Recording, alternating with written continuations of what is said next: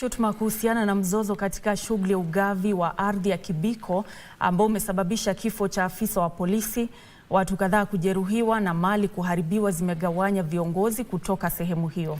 Mtazamaji, baadhi ya viongozi hao wakiongozwa na mbunge wa Kajiado Magharibi George Sunkuyia na wengine wanaongozwa na gavana Joseph Ole Lenku na mwakilishi wanawake bungeni wa kaunti ya Kajiado Leah Sankaire wanashutumiana kuhusiana na ghasia zilizoshuhudiwa hivi majuzi kufuatia shughuli ya ugawaji ardhi ekari 2800 inayokadiriwa kuwa ya dhamani ya shilingi bilioni 100.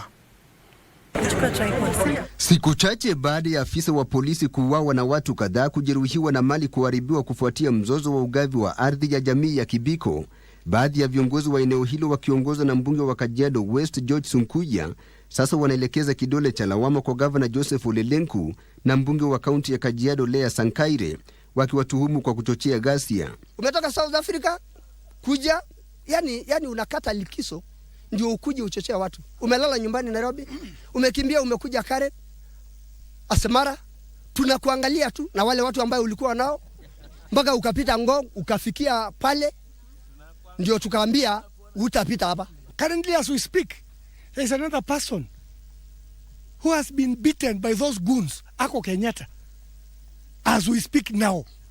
Instead of coming to Kibiko to incite people, they should go to Kenyatta Hospital and check the status of that person.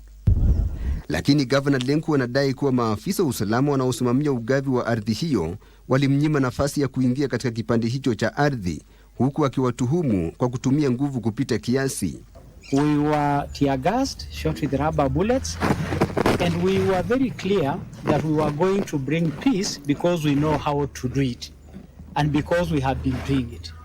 So by actually doing that, you deny an opportunity to create a peaceful environment to the people of Kibiko by their leaders. Mwenyekiti wa ardhi hiyo Moses Monique amesisitiza kuwa ugavi wa ardhi hiyo utaendelea. Shamba tutagawa, kila mtu atapata haki yake, na nataka kuambia kila mtu ya kwamba hakuna mtu hatapata haki yake. Mukae hivyo, mukae mzuri. Na hakuna mtu atahamishwa, na hakuna mtu atanyang'anywa.